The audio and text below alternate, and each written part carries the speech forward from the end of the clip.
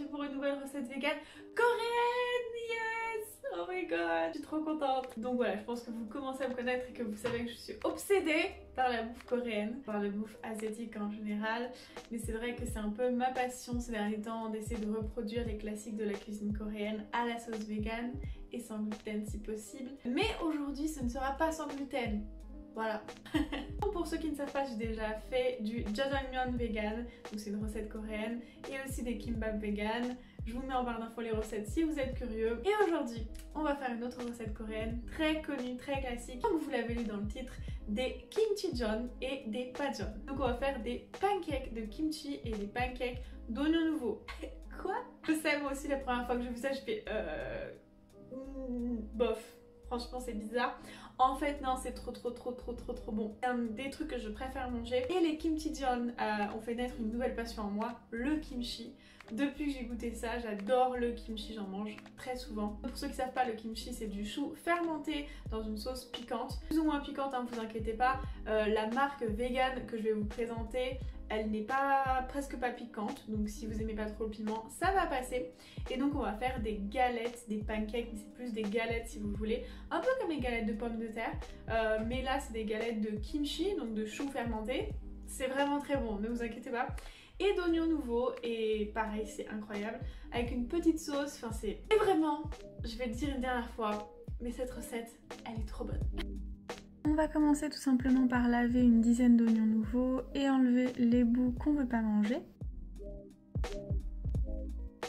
Ensuite, on va les couper en 2 ou en 3 s'ils sont un peu plus grands. Et couper les petits bouts blancs en 2 dans le sens de la longueur parce qu'ils sont un peu trop épais. Pour la pâte, on va mélanger 70 g de farine, une pincée de sel, une pincée de sucre et 120 ml d'eau froide. Et on va bien mélanger jusqu'à avoir cette consistance de pâte, un peu liquide mais pas trop. Ensuite on va mettre 2-3 cuillères à soupe d'huile neutre dans une poêle et quand celle-ci est bien chaude, vraiment bien chaude, on va disposer nos oignons nouveaux, les laisser cuire 30 secondes et ensuite ajouter tout doucement la pâte à pancake. Donc répartissez-la bien comme je fais ici et surtout n'en mettez pas trop, il faut quand même qu'on voit un peu les oignons nouveaux.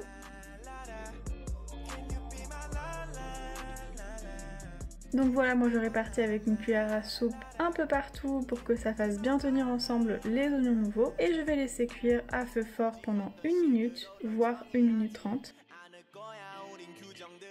Au bout de 1 minute 30, normalement, ça peut bouger et c'est bien compact. On va pouvoir ensuite le retourner.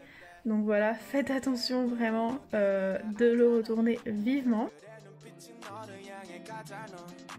Bon, là ça a bien marché. Et ensuite on va continuer à faire cuire 1 minute 30, cette fois-ci sur un feu un tout petit peu moins fort. Puis on va le retourner encore une fois et le faire cuire 1 minute et une dernière fois et le faire cuire 30 secondes. Ensuite on va essayer de couper le pancake en petits morceaux. Donc moi je le coupe plusieurs fois dans la longueur. Puis ensuite j'essaye de faire des petits rectangles, mais vous faites comme vous pouvez. Et voilà, il n'y a plus qu'à servir et à se régaler.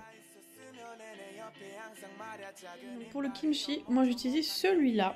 Donc cette marque-là, elle est naturellement vegan. On peut très facilement la trouver en épicerie asiatique, genre Tang Frères, Paris Store. Donc pour les ingrédients, c'est tout simplement du chou chinois, de l'eau, du sel, du poivre, de l'échalote, du sucre, de l'ail, du gingembre et du glutamate. Et donc voilà, ça nous fait du kimchi vegan, parce que normalement dans le kimchi, il y a de la sauce poisson. Donc c'est ça qui fait que c'est pas vegan. Donc vérifiez bien quand vous achetez du kimchi, cette marque-là, elle est parfaite pour cette recette-là. Et bah j'espère que du coup, vous allez la trouver. On va venir mettre dans un bol 150 g de kimchi et le hacher avec une paire de ciseaux. Ensuite on va ajouter 3 cuillères à soupe de jus de kimchi, un peu de sel, un peu de sucre, 80 g de farine et 60 ml d'eau froide. Et on va bien mélanger jusqu'à avoir cette consistance, donc il doit y avoir un peu plus de kimchi que de pâte et ça doit pas être trop liquide. Ensuite pareil, on va ajouter 2-3 cuillères à soupe d'huile neutre dans une poêle et bien la faire chauffer. Puis on va ajouter notre pâte et bien l'étaler. Il faut vraiment s'assurer qu'elle soit très bien étalée et de manière compacte. Puis on va la faire cuire 1 minute 30 sur feu fort. Donc voilà, quand elle bouge, on peut la retourner et là, attention, c'est encore plus difficile. Donc bon, là c'est raté, mais ne vous inquiétez pas. Comme vous voyez, on peut très vite la reconstituer et elle sera beaucoup plus facile à retourner ensuite. Donc on va la laisser cuire encore 1 minute sur feu moyen.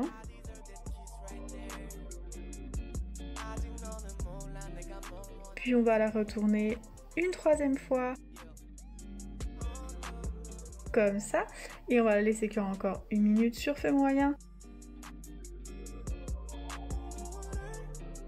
Et on va pareil venir la couper une fois dans la longueur et une fois dans la largeur, histoire d'avoir des petits morceaux. Et il n'y a plus qu'à la servir avec cette fameuse sauce dont je vais vous montrer la recette tout de suite. Pour la sauce, vous mélangez une cuillère à soupe de vinaigre de riz, une cuillère à soupe de sauce soja ou tamari. Vous mélangez et vous ajoutez quelques graines de sésame et si vous voulez un peu de sauce sriracha.